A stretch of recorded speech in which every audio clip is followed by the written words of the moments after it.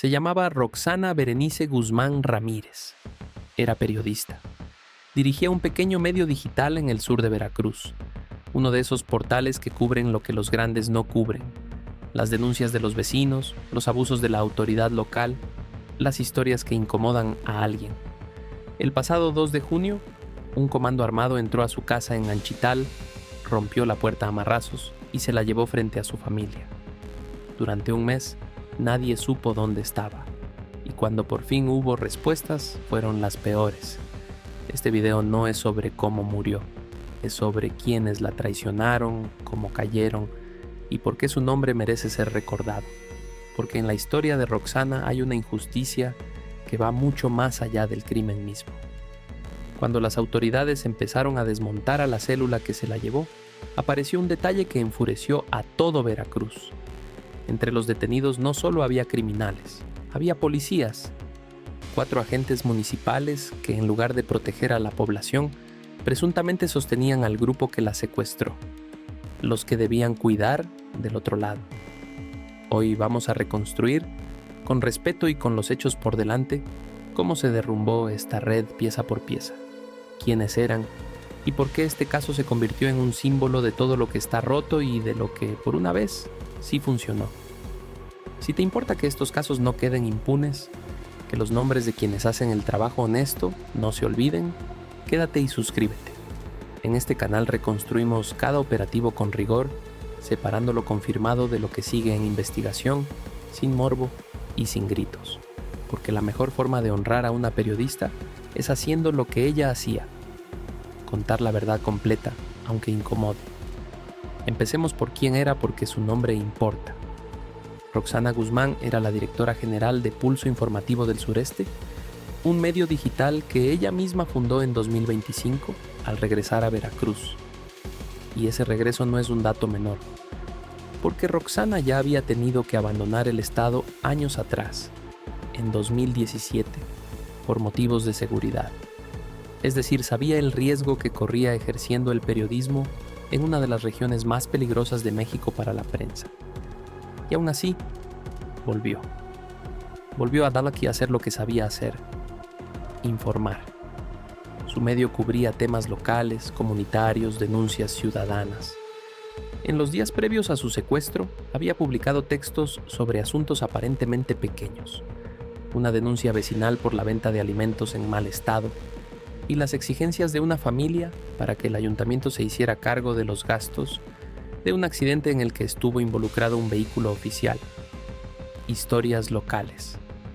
El tipo de periodismo que parece menor, pero que toca intereses reales en los lugares pequeños. Conviene ser claros en este punto porque este canal no especula. Hasta el momento, la Fiscalía no ha confirmado públicamente cuál fue el motivo del crimen, ni ha establecido que su asesinato esté ligado a una publicación específica. La posible relación entre su trabajo periodístico y lo que le ocurrió es una línea que las autoridades están obligadas a investigar, no una conclusión cerrada. Lo decimos con rigor porque a Roxana se le honra con la verdad, no con suposiciones. Lo que sí está documentado con crudeza es cómo se la llevaron. La madrugada del 2 de junio, un grupo de hombres armados y encapuchados llegó a su domicilio en la colonia 1 de Mayo, en Nanchital.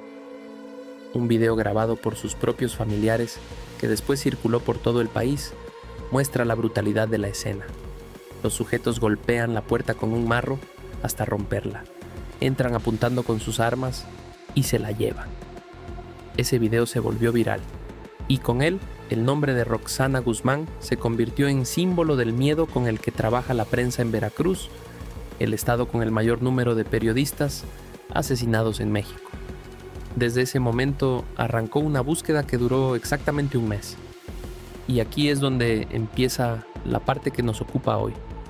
Cómo las autoridades, pieza por pieza, fueron desmontando a los responsables.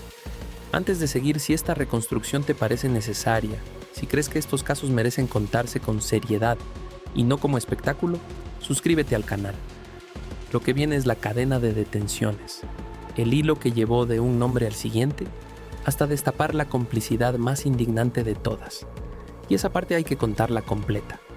La primera pieza en caer fue un hombre al que identificaron como José del Carmen, con el alias de Delta 7. Elementos de la Marina lo detuvieron en el municipio de Coatzacoalcos. Era, según las autoridades, presunto integrante de una célula delincuencial que opera en la zona sur de Veracruz. Y su rostro no era desconocido. Los reportes lo señalan como uno de los hombres cuya cara quedó captada en el video de la irrupción en la casa de la periodista. Junto a él fue detenida también su pareja, una mujer identificada con el alias de La Hiena. La detención de Delta 7 fue la que abrió todo, porque según la información de las autoridades, fue a partir de los datos que él proporcionó que los investigadores pudieron avanzar. Su captura llevó a la siguiente, y aquí es donde la red empieza a mostrarse completa. Gracias a esa información, las autoridades localizaron a un segundo hombre, identificado como Javier Iván, alias Delta 1. Y este nombre pesa, porque Delta 1 habría sido uno de los que físicamente acudieron a la vivienda de Roxana la mañana del secuestro. Un tercer implicado apareció poco después, Luis Arturo, conocido como Delta 11 o El Pelón. 3 hombres con alias numerados, Delta 1, Delta 7, Delta 11, señalados como integrantes de un grupo criminal que, según las investigaciones, se hace llamar Grupo Sombra, los eslabones de la cadena que se llevó a la periodista. Y hasta aquí, la historia es la de una célula criminal cayendo. Grave, pero no sorprendente. Lo que transforma este caso, lo que lo vuelve un escándalo que sacudió a Veracruz, es lo que las autoridades descubrieron después. La parte que nadie quería ver. Porque entre los 8 detenidos que finalmente sumó este caso, 4 no eran criminales de cartel, eran policías. 4 elementos de la Policía Municipal de Ixhuatlán del Sureste. Agentes en activo, con placa, con uniforme, pagados con dinero público para proteger a los ciudadanos. Y según la investigación de la Fiscalía, lo que hacían era exactamente lo contrario.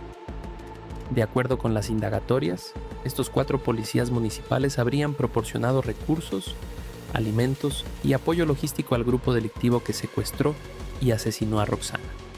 Es decir, mientras un comando criminal mantenía cautiva a una periodista, había agentes del Estado presuntamente ayudándolos a sostener la operación, dándoles comida, dándoles apoyo, cubriéndolos. Los que debían buscarla presuntamente ayudaban a los que la tenían. Detente a pensar en el peso de esto. Una ciudadana confía en que, si algo le pasa, la policía va a protegerla. Es el pacto más básico entre un Estado y su gente. Y en este caso, según la Fiscalía, ese pacto no solo falló, se invirtió. La institución que debía ser su salvación era parte de la maquinaria que la condenó. Esa es la injusticia más profunda de esta historia. No solo que existan criminales dispuestos a llevarse a una periodista de su casa, sino que existan uniformados dispuestos a ayudarlos a hacerlo. Y esto conecta con un patrón que en este canal hemos visto una y otra vez. La verdadera fuerza del crimen organizado en México no está solo en sus armas ni en su dinero. Está en su capacidad de comprar, corromper o infiltrar a las instituciones que deberían combatirlo. Un cártel sin protección oficial es vulnerable. Un cártel con policías de su lado es casi intocable. Por eso estos 4 agentes no son un detalle secundario del caso. Son, quizás, la pieza más importante para entender cómo pudo ocurrir y por qué la impunidad dura tanto en regiones como el sur de Veracruz. La investigación tuvo un peso institucional considerable. El caso fue atraído por la Fiscalía General de la República el 12 de junio y en el operativo participaron de forma coordinada la propia FGR, la Fiscalía General del Estado de Veracruz, la Secretaría de Seguridad Pública y la Secretaría de Marina. Ese despliegue, con la Marina incluida, da la medida de la gravedad que las autoridades le asignaron al caso. No lo trataron como un secuestro local más, lo elevaron al máximo nivel. Un mes después del secuestro, llegó la confirmación que la familia temía. El 3 de julio, la Fiscalía General del Estado de Veracruz informó que los restos humanos localizados durante las diligencias, en un predio del sur del estado, en la zona de Moloacán, correspondían, tras los análisis forenses, a Roxana Guzmán. La identificación científica cerró un mes de incertidumbre de la peor manera posible. La familia fue informada ese viernes, y con esa confirmación, la carpeta de investigación cambió. De privación de la libertad pasó a homicidio doloso calificado para los 8 detenidos. Vamos a detenernos un momento aquí, con respeto, porque es fácil, en casos así, quedarse solo con el horror. Pero lo que este canal quiere subrayar es otra cosa, que por una vez, y no siempre ocurre, el aparato del Estado funcionó lo suficiente para identificar, rastrear y detener a 8 presuntos responsables en apenas un mes. En un país donde la enorme mayoría de los crímenes contra periodistas quedan impunes, donde los expedientes se archivan y los responsables nunca aparecen, que haya 8 personas detenidas y a disposición de un juez es, en sí mismo, algo que no debe darse por sentado. No devuelve a Roxana. Nada lo hará, pero marca una diferencia entre el olvido y la justicia. Ahora bien, este canal también señala lo que falta. Y falta mucho, porque la detención de 8 personas abre más preguntas de las que cierra. ¿Quién ordenó el secuestro? Los Delta, los ejecutores, son el eslabón que entra a la casa y se lleva a la persona. Pero alguien decidió que Roxana debía ser secuestrada. Alguien dio esa orden. Y ese nombre, el del autor intelectual, no aparece por ninguna parte en la información oficial. ¿Por qué? ¿Se está investigando? ¿O la cadena se va a cerrar en los mandos bajos, como ocurre tantas veces? Y hay una segunda pregunta, todavía más incómoda. Si 4 policías municipales estaban involucrados, ¿eran solo ellos? ¿Actuaban por cuenta propia? ¿O había mandos superiores que lo sabían, que lo permitían, que lo ordenaban? La Fiscalía, hasta ahora, no ha informado si hay más policías, más funcionarios o más particulares bajo investigación.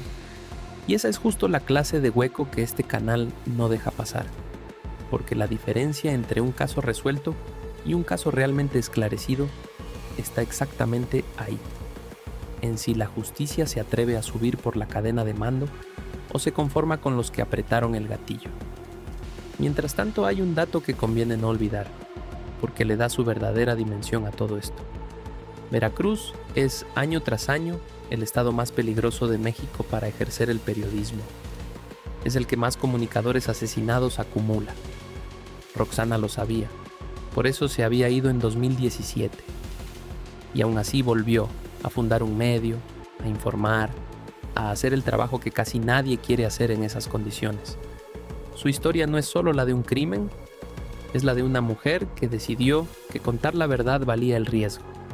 Y esa decisión en un país donde informar puede costar la vida es un acto de valentía que merece ser nombrado, recordado y respetado. Por eso este video existe, no para regodearse en la tragedia, sino para lo contrario, para que su nombre no se pierda entre las cifras, para que se sepa que quienes la traicionaron están siendo procesados y para exigir, con la voz de todos los que la vemos, que la investigación no se detenga hasta llegar arriba del todo. Quiero saber tu opinión, y en este caso me importa de verdad. Cuando descubrimos que entre los responsables de un crimen hay policías que debían proteger, ¿qué crees que hace falta para romper esa complicidad de raíz? ¿Confías en que la investigación va a subir hasta los que dieron la orden? ¿O crees que se va a quedar en los de abajo? En los comentarios se arman los debates más serios de este canal, y este caso los merece con respeto. Déjame ahí tu voz. Y si crees que la memoria de Roxana Guzmán y la de todos los periodistas que han pagado con su vida el simple hecho de informar merece no caer en el olvido, comparte este video. Que su nombre siga sonando es, a su manera, una forma de justicia. Suscríbete para seguir de cerca este caso, porque cuando haya nuevas detenciones, cuando se sepa quién dio la orden, aquí lo vamos a reconstruir con el mismo rigor y el mismo respeto. Esto fue Expediente Operativo. Descansa en paz, Roxana, y nos vemos en el próximo expediente.